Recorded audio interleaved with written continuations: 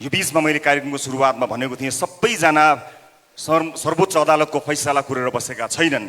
धेरैजना आफ्ना केटाकेटीहरूको विद्यालयको फी तिर्न कुरेर बसेका छन्, भरे खाने खानाको जोहो गर्नका लागि काम कुरेर बसेका छन्, अस्पतालको बिल तिर्नका लागि कुरेर बसेका छन्।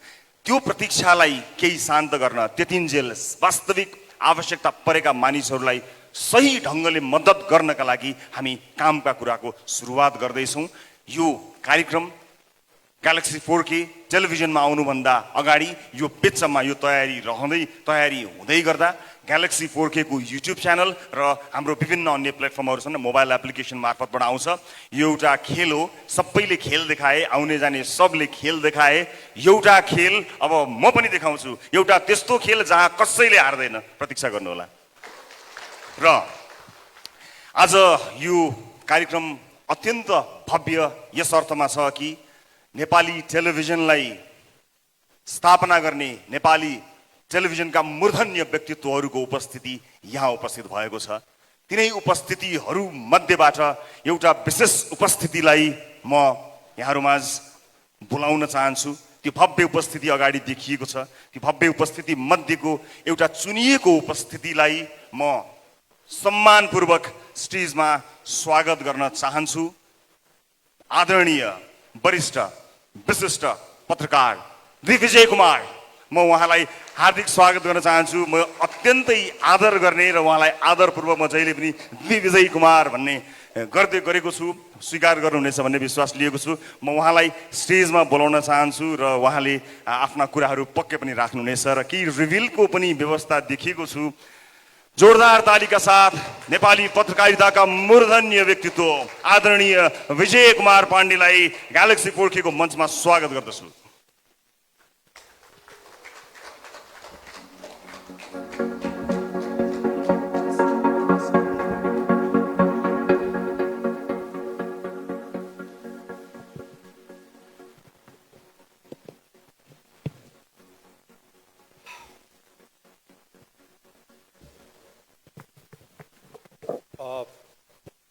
Sir, Nirsa sir,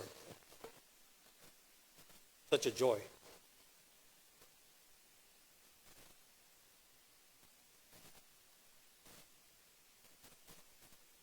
सोचिरहेको छु कि कुरा कहाँबाट सुरु गरौँ भनेर। म लामो बोल्न चाहन्न। उमेर बढ्दै गएपछि धेरै बोल्नु पर्दैन र धेरै बोल्दैमा केही हुँदा पनि हुँदैन। नयाँ टेलिभिजन आएको छ, जे चिज पनि नयाँ आउँदा हामी त्यही भन्छौँ कि हामी पृथक हुन्छौँ भनेर। यो संसारमा पृथक केही पनि हुन सक्दैन। यो संसारमा जम्मा 5वटा आइडिया छन्, त्यही आइडियाको सेरोफेरो हो। हामी के भन्छौँ भन्ने कुराको कुनै अर्थ छैन। मलाई लाग्छ भन्नु पर्ने कुरा जति सबै भनिसकिएका छन्। हामी कसरी भन्छौँ भन्ने कुराको चाहिँ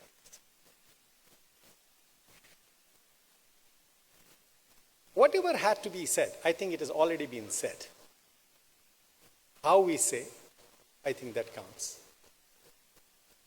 टेलिभिजनमा, जीवनमा हैन नि, फेरि टेलिभिजनमा जीवन र टेलिभिजनको सम्बन्ध देखेर म छक्क पर्छु। सर, म क्यामेरा र आँखा बीचको सम्बन्ध देखेर छक्क पर्छु। I am always fascinated by the relationship between eyes and cameras. आँखाले त्यो सब देख्छ जो उसका अगाडि हुन्छ, तर क्यामेराले त्यति मात्र देख्छ जति त्यसलाई देखाइन्छ। आँखा र क्यामेरा बीचको दूरीको वास्तविकता र अवास्तविकता, त्यसैमा टेलिभिजनको क्वालिटी निर्भर गर्छ। म फेरि भन्दैछु, आँखा र क्यामेरा बीचको सम्बन्ध बडा फ्यासिनेटिङ हुन्छ। म अब एउटा यस्तो प्रोग्राम गर्न चाहन्छु सर। म त छोडिसकेको थिएँ television. I think it was not a viable thing for me. अब किताब लेख्यो होइन, अब पाठकहरूको आशीर्वादले चलि नै राखेको छ। रविले नभनेको भए चाहिँ म टेलिभिजनमा अहिले फर्किने मलाई विचार थिएन। यो तामझाम लाइट साइट्स मलाई त्यो खासै मन पर्दैन। यो जीवनमा मलाई कहिले पनि मन परेन। मलाई यो पनि लाग्दैन कि म टेलिभिजनको निम्ति बनेको मान्छे हुँ भनेर। मलाई यो द विजय कुमार भनेको पनि मन पर्दैन। हामीहरू या त सबै द हौँ या कोही पनि द होइन। हामीहरू सबै उत्तिकै विशिष्ट र उत्तिकै साधारण छौँ। यो मेरो निष्कर्ष हो। हुन त जीवनको एक कालखण्डमा मलाई दमा पत्यार पनि लाग्थ्यो है। Now I take it. I think it's एउटा कुरा चाहिँ के हो भने कि समाजमा धेरै विषयहरू छन् त्यसलाई हामीले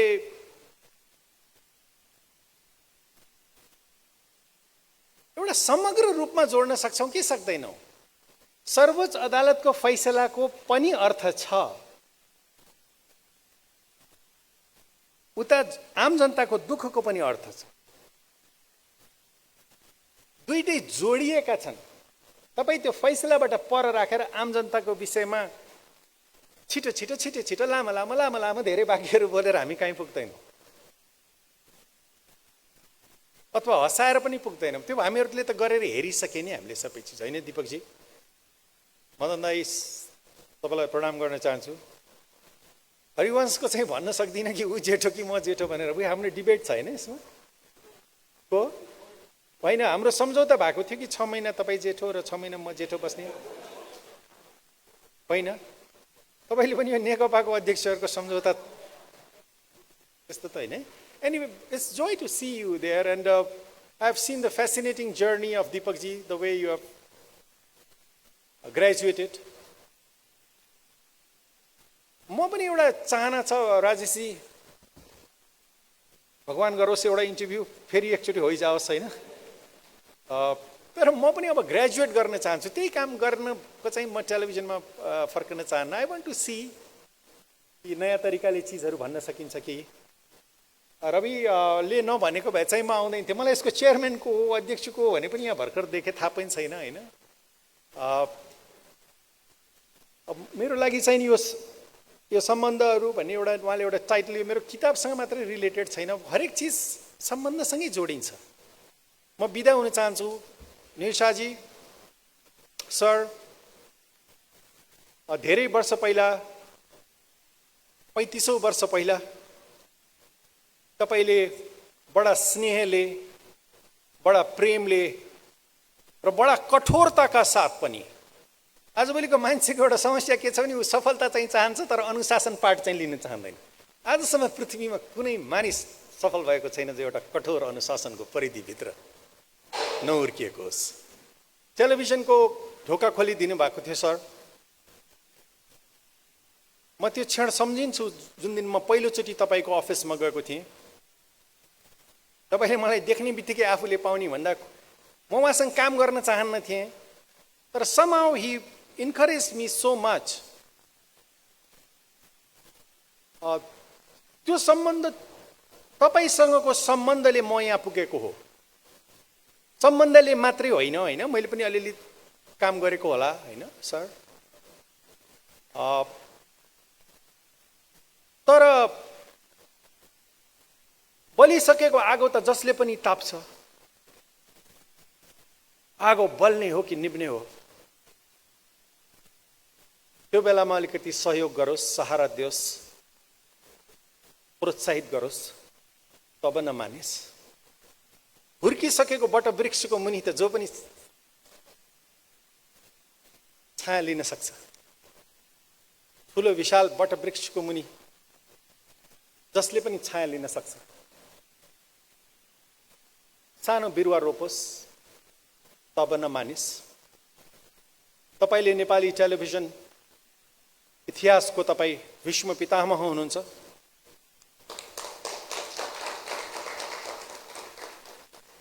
तपाईँको छहारीमा यत्रो इन्डस्ट्री हुर्केको छ। मलाई गर्व लाग्छ सर कि मैले त्यो दिन तपाईँलाई एउटा मात्रै कुरा भनेको थिएँ। सरले मलाई यति विश्वास गर्नुभयो, मैले तपाईँलाई निराश गर्ने छैन सर भनेर। मलाई लाग्छ सायद मैले तपाईँलाई धेरै नभए पनि धेरै निराश त गरिनँ नि है सर। म अब धेरै नभनौँ Ravi. I think it's because of a trust that I am here. I wish you well. I wish all television stations well. म सबै टेलिभिजन उद्योगलाई शुभकामना दिन चाहन्छु र आफूलाई ग्रेजुएट गरेर मैले नगरेको काम केही गर्न सके. I think there is a little bit of television left inside me. मलाई अहिले पनि के लाग्छ भने अलिकति टेलिभिजन रहल पहलमा म भित्र बाँकी छ. केही कथाहरू भनिएका छैनन्, केही सृजनाहरू गरिएका छैनन्, केही मैले गाउनुपर्ने गीतहरू गाएको छैन टेलिभिजनमा. Unexpressed creativity brings you a kind of a madness inside you भन्छ. अभिव्यक्त नभएको सृजनात्मकताको एउटा उकुस मुकुस छ, त्यसलाई म निकाल्न पाऊँ यो ग्यालेक्सी 4 टेलिभिजनको माध्यमबाट. कोही गोपाल योन्जनले भन्नुहुन्थ्यो, भरी छु साथी, भरी छु साथी, म त भरी नै भरी छु, बग्नै नपाए पो पोखरी सरी छु. अनि मलाई यो पनि भन्नुहुन्थ्यो कि विजय भाइ बग्नुपर्छ है, बग्नुपर्छ.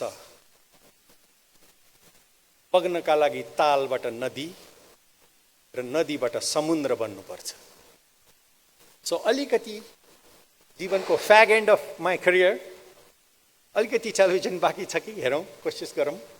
तपाईँहरू सबैलाई र फेरि एकचोटि निशा सर तपाईँलाई मैले कोठाभित्र त धेरैचोटि भने होला, किताबमा पनि लेख्यो होला, तर आज मौका मिलेको छ कि अनुग्रह आफ्नो व्यक्त गरौँ. हामी कुनै पनि क्षेत्रमा हौँ, हामीले अगाडिको पुस्ताको योगदानको कदर गरेनौँ भने त्यो समाज अगाडि जाँदैन.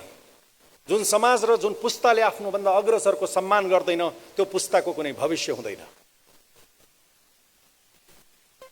तपाईँको स्नेह हाम्रो स्टेसनले पाइराखोस्. तपाईँहरूलाई अचम्म लागिराख्यो होला, कतिवटा मान्छेको मात्रै कुरा गरिराखेको, कतिवटा मान्छेको मात्रै कुरा गरिराखेको. मेरो निम्ति मेरा जीवनका सारा सफलता असफलता विफलताहरूभन्दा मेरा केही सम्बन्धहरूले अर्थ राख्दछ. ती सम्बन्धहरूलाई मैले राम्रोसँग बुझेर बाँकी त त्यसको विस्तार मात्रै हो. तपाईँले एउटा कुरा राम्रोसँग बुझ्नुभयो भने बाँकी कुरा तपाईँले स्वत आफै बुझ्नुहुन्छ. शिव सूत्रमा भनिएको छ, त्यो एकलाई जान जसलाई जानेपछि जान्न बाँकी केही रहँदैन. Thank you very much.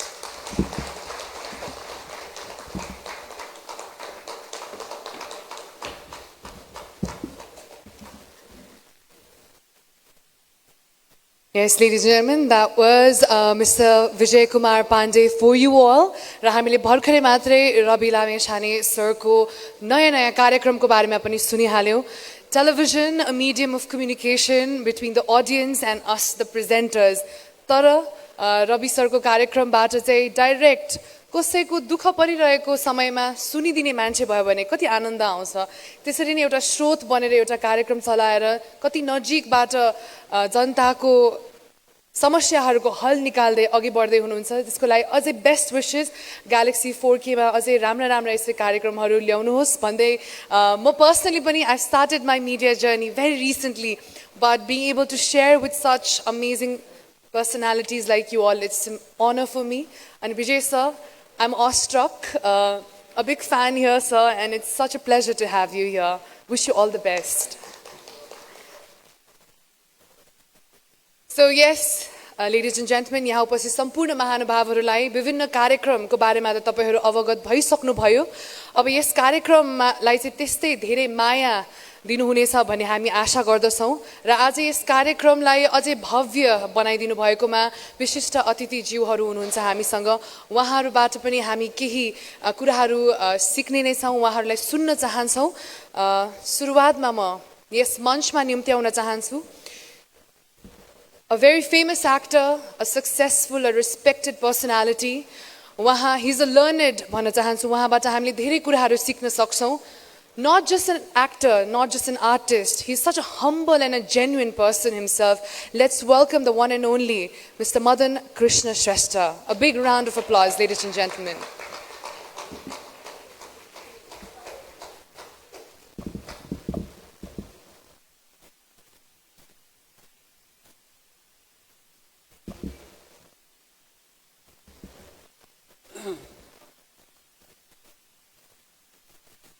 फुलबुट्टे sari सपक पारी पछोरी मलमलको कौशीमा बसी तिमीले हेर्दा मन मेरो हलचल भो कान्छीको केस फिजारिएछ मै कोरी बाटी गरिदिउँ कि रेशमी चुल्ठो ओढाए घुम्टो रेशमी चुल्ठो ओढाए घुम्टो मायाको रङ्ग भरिदिउँ कि मायाको रङ्ग भरिदिउँ कि।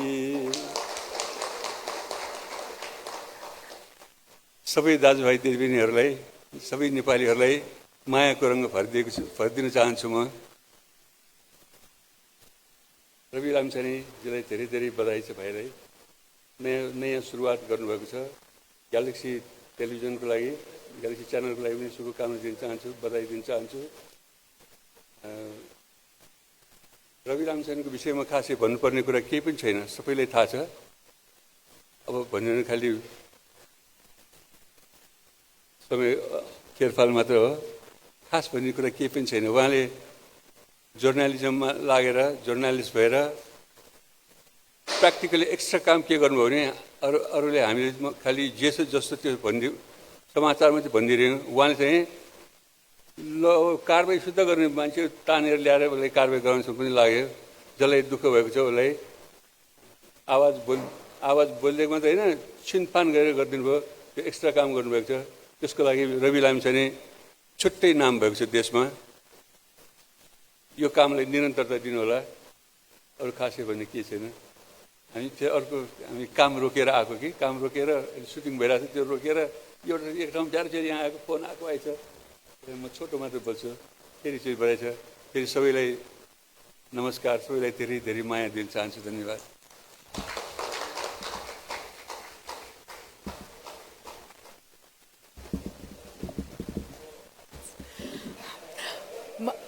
मदन कृष्ण श्रेष्ठज्यूलाई धेरै धेरै धन्यवाद। र मदनजी भइसकेपछि हामीले हरिजीलाई बिर्सिने त कुरै हुँदैन। The amazing Duo, he is a writer, comedian, actor himself. उहाँले निकै नै ठुलो योगदान पुर्याउनु भएको छ हाम्रो यो एन्टरटेनमेन्ट इन्डस्ट्रीमा। So thank you so much for being here. आजको यो प्रोग्रामको मुख्य अतिथि श्री मदन कृष्ण श्रेष्ठज्यू र आजको प्रोग्रामको मुख्य अतिथि श्री हरिवंश आचार्यज्यू। किनभने हामीले लबेदा सुरुवाल लाछौँ, अरू कसैले पनि लगाएको छैन। यो राष्ट्रिय पोसाकको कारणले गर्दाखेरि हामीले आफूलाई मुख्य अतिथि भन्न मिल्ने भएको हुनाले भने हो है। हामी एउटा सुटिङको कार्यक्रम रोकेर आएको हौँ, त्यसैले अलिकति हतार भइरहेको थियो, मन पोलिरहेको थियो। त्यहाँ युनिट कुदिरहेछ र यो ग्यालेक्सी टेलिभिजनको सुरुवात भयो आज। जहाँ पहुँचे नहीं पहुँचे रवि, वहाँ पहुँचे कवि भन्थे होइन। अब जहाँ नहीं पहुँचे कवि, त्यहाँ पहुँचे रवि।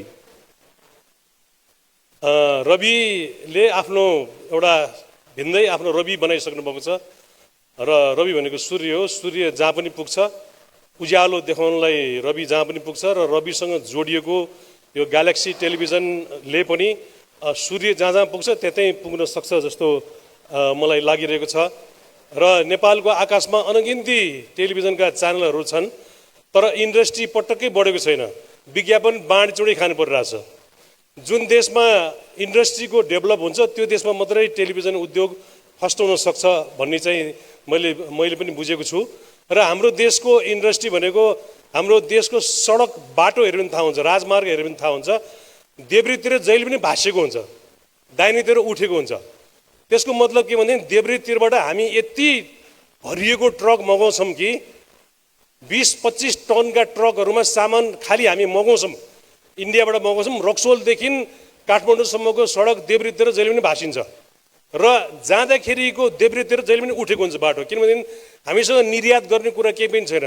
हामीसँग निर्यात गर्ने कुरा भनेको खालि कवाडीको सामानहरू मात्रै हो हामीले धेरै निर्यात गर्ने। त्यस कारणले जाँदाखेरि खाली ट्रक जान्छ, आउँदाखेरि लोडेड ट्रक मात्रै आउँछ। त्यो कारणले गर्दाखेरि देशमा टेलिभिजनको इन्डस्ट्रीहरू त धमाधम थपिँदैछ, तर साँच्चीकै इन्डस्ट्री नथपिकन विज्ञापनको मार्केट बढ्दैन। विज्ञापनको मार्केट नबढिकन टेलिभिजन सर्भाइभ हुन असाध्यै गाह्रो छ। र यो टेलिभिजनको हुलमा एउटा अर्को टेलिभिजन थपिएको छ र यसको आजको फुर्ती हेर्दाखेरि अब अरू टेलिभिजनले के देखाउँछ जस्तो पनि भएछ। भए जति सबै सोरेर ल्याएको छ यहाँ र यो प्रोग्राम हेर्दाखेरि पक्कै पनि यसको फुर्ती एकदमै फुर्तीमय छ। यो सधैँ त्यत्तिकै नै कायम रहोस् र नेपाली समाज नेपाली राजनीतिको लागि र हाम्रो देशमा फस्टाएको भनेको एउटा उद्योग भनेको राजनीति उद्योग हो। राजनीति उद्योग मात्रै हाम्रो देशमा फस्टा छ र राजनीति उद्योगबाट देशमा मान्छेहरू अरबपति खरबपति पनि हुन लागिसके। त्यसैले राजनीति उद्योग धराशायी होस् र अरू उद्योगको बढावा होस्, यही कामना गर्छु। र आज म विशेष गरिकन निर शाह आदरणीय निर शाह दाईलाई म शिर झुकाएर अभिवादन गर्छु। सबैलाई पनि शिर झुकाउँछु, तर निर दाईलाई चाहिँ म घाँटी शुद्ध झुकाउँछु। किनभनेदेखि उहाँले नेपालमा टेलिभिजनको उद्योगको स्थापना गर्नुभयो र उहाँकै कारणले गर्दाखेरि हाम्रा 15 गते लालपूर्जा चिरञ्जीवी यी टेलिभिजनहरू को कारणले गर्दाखेरि मदन कृष्ण र हरिवंश अहिलेसम्म पनि जिम्दै हुनुहुन्छ। अस्ति लकडाउनको बेलामा हाम्रो महसञ्चारको युट्युब दिनको 5 लाख मान्छेले हेर्नुभयो। त्यो बिकज अफ निर दाई, निर शाहले बनाइदिनु भएको। हुन त त्यो बेलामा निर दाईले पैसा एकदम थोरै दिनुभएको थियो। एक भाग बनाउनलाई जम्मा 20,000 रुपियाँ दिनुभएको थियो र हामीले 5 भाग बनायौँ। उल्टो मदन दाईको र मेरो 645 रुपियाँ खल्तीको खर्च भएको थियो। निर दाईले अलिकति पैसा थपिदिनु भनेको मान्नु भएन, दिनु भएन। र तर त्यो बेलाको रोयल्टी अहिले युट्युबबाट आइरहेछ, महिनाको अलिअलि आउँछ खल्तीमा।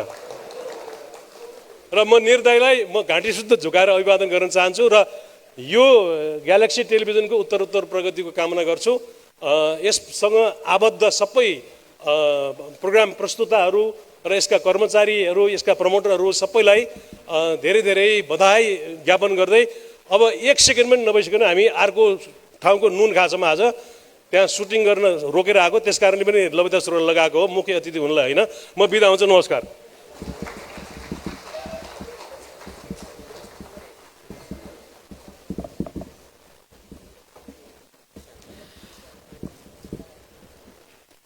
हरिवंश आचार्यज्यू र मदन कृष्ण श्रेष्ठज्यू दुवैलाई धेरै धेरै धन्यवाद आज व्यस्तताको बावजुद पनि यस कार्यक्रममा आइदिनु भएकोमा। Thank you so much. Hari सरले भन्नुभयो जस्तै अब हाम्रो अर्को अतिथिलाई निम्त्याउन चाहन्छु। He is the Pioneer of the Nepali television industry. उहाँले जग बलियो बनाइदिनु भएकै कारणले अहिले हामीले अझै एडभेन्चरस ग्यालेक्सी 4K जस्तो एडभेन्चरस जर्नीको सुरुवात गर्न सकिरहेका छौँ। He is the Pioneer, like I said, of Nepalese television industry, a well renowned actor, someone with multiple hats. Let's welcome the one and only Mr. Neer Shah.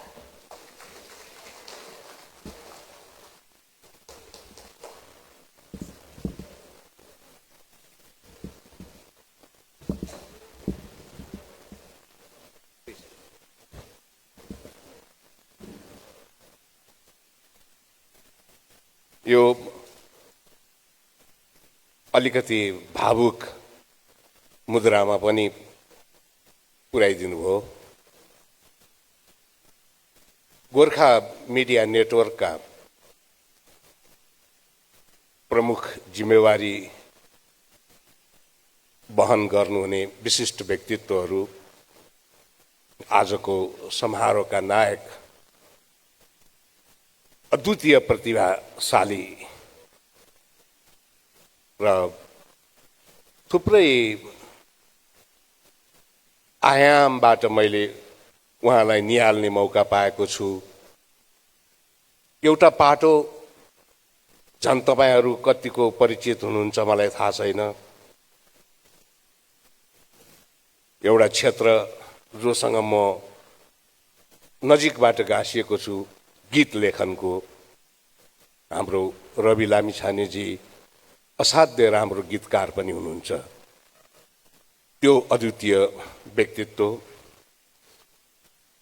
यस प्रेक्षालयमा उपस्थित सम्पूर्ण सहकर्मी सञ्चारकर्मी मित्रहरू, वरिष्ठ गण्य मान्य जनहरू, विभिन्न टेलिभिजन संस्थाका साथीहरू, उपस्थित सम्पूर्ण महिला तथा सज्जनवृन्द, तपाईहरू सबैमा मेरो हार्दिक अभिवादन छ।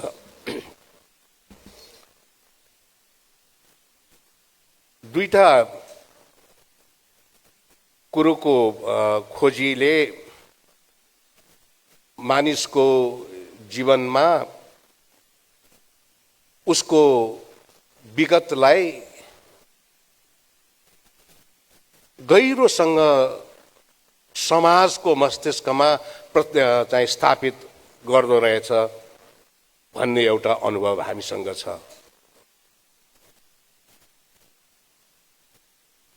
विजय कुमारजी जुन दी विजय कुमार हुनुभएको छ त्यो उहाँकै कारणले गर्दाखेरि हुनुभएको हो।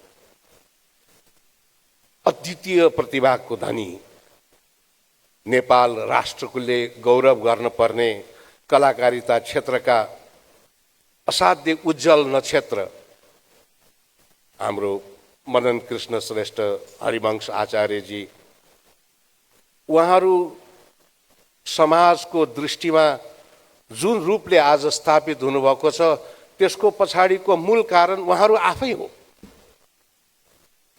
महानायक यहाँ हुनुहुन्छ राजेश हमालजी, त्यस्तै एउटा जीवनमा आफ्नो गोरेटो आफै कोर्न सफल कति व्यक्तिहरू हुनुहुन्छ र उहाँहरू आज जुन गन्तव्यमा स्थापित हुनुहुन्छ त्यसको मूल कारण उहाँहरू आफै हो। तर त्यसको पछाडिको एउटा शाश्वत सत्य के छ भने उहाँहरूको यो यात्राको क्रममा उहाँहरू जहिले पनि जनतासँग जोडिएर अगाडि बढ्नु हो। यो 4K भन्ने जुन शब्द ग्यालेक्सीसँग जोडिएको छ त्यो 4K लाई चाहिँ मैले कसरी बुझेको छु भन्नु होला भनेदेखि ती 4वटा कर्तव्यहरू हुन्। 4K 4वटा कर्तव्य। एउटा, म जनताको भाषा बोल्दछु। दोस्रो,